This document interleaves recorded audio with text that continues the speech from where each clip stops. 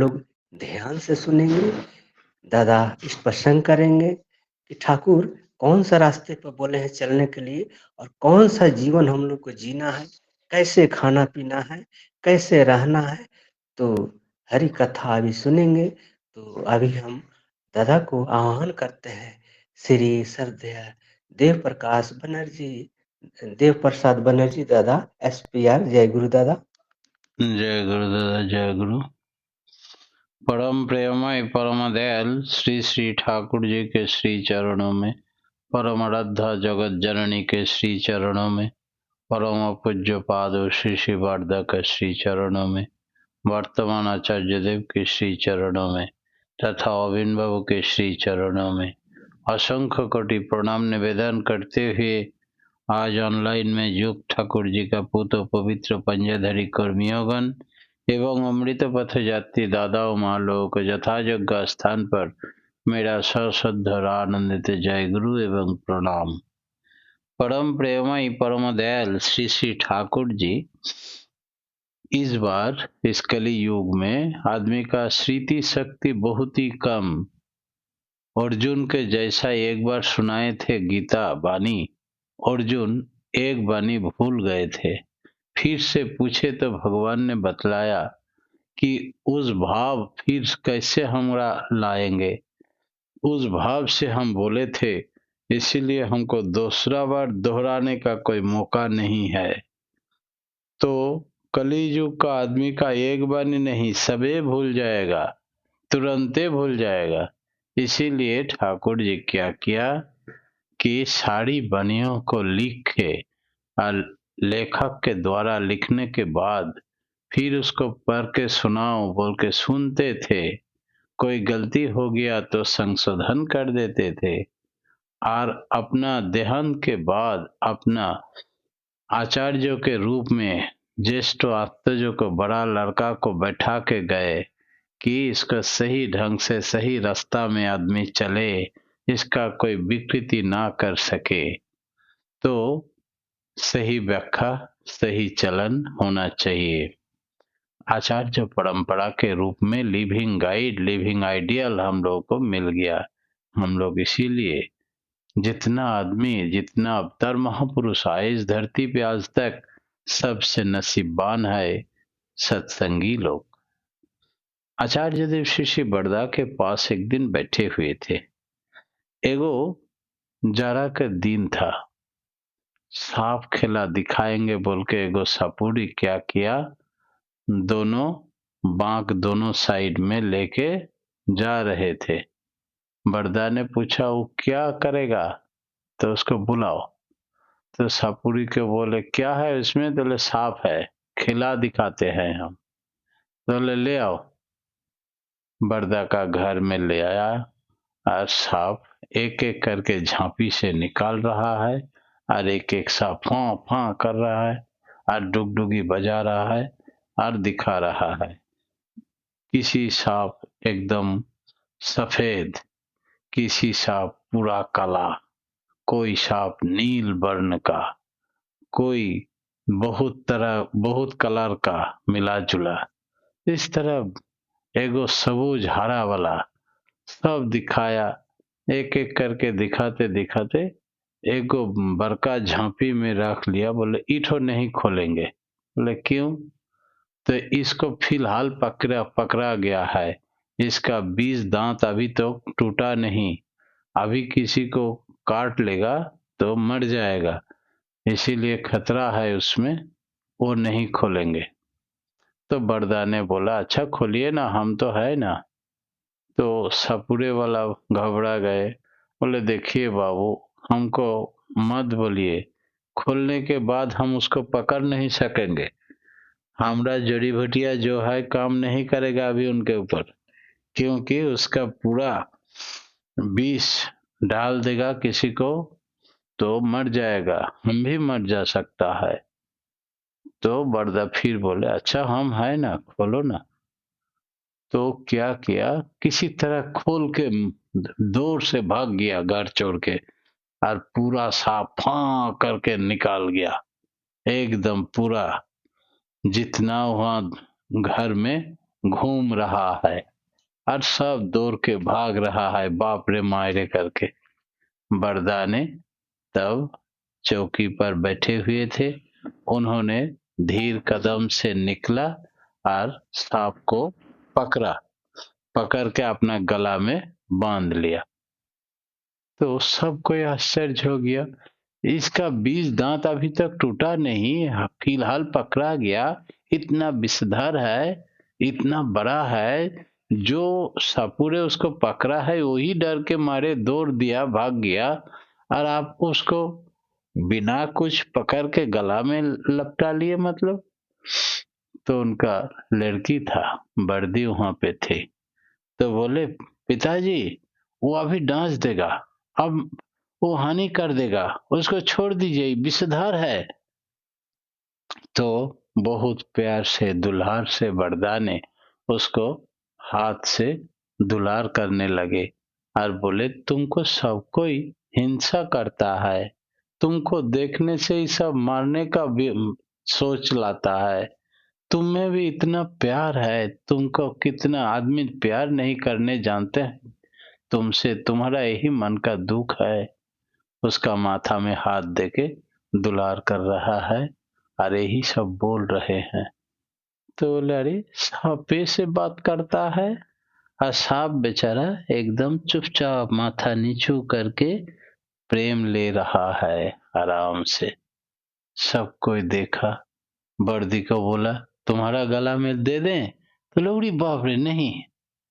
तो बहुत देर तक रखने के बाद उसको बोले जाओ, तुम क्या करोगे, तुम्हारा नसीबे खराब है, जो पकड़ा तुमको उसी का झोपड़ी में हम डाल देते हैं, माइंड कुछ नहीं करो, इस जन्म में ऐसा ही जाएगा, धीरे धीरे तुम साधन भजन करने का स्थिति में आ जाओगे, दुख मत करो। ऐसा करके बहुत प्रेम करके हाथ हाथ से उसको समझाया बुझाया और फिर पकड़ के उसी झांपी में रख दिया, ढक दिया। सापुरे वाला बहुत दूर से देख रहे थे, उसके बाद धीरे धीरे लौट आया और पूरा सबको बांध उध के बोले बाबू हम चलते हैं। तो बोले रोको रोको, उसको कुछ खिला दिखाने के लिए कुछ पैसा दो। तो 200 रुपया उसको दिया गया। उसके बाद बोले बाबू आप स्वयं शिव है, हम नहीं जानते थे कि यहाँ भगवान बैठे हुए हैं, हम तो डर के मारे भाग गए थे, आप कैसे इस सांप को गला में ले लिया, हम लोग सब आश्चर्य हो गया, आप कोई साधारण आदमी नहीं हो सकते हैं, मेरा प्रणाम स्वीकार कीजिए, बोल के वो भाग गया। और 200 रुपया हमको नहीं चाहिए, आज भगवान का दर्शन हो गया, हमरा बहुत रुपया कमाई हो गया, जीवन धन धन्य हो गया, यही बोल के बेचारा रोने लगे और बार बार माथा ठोक ठोक के प्रणाम किया और चलने लगे।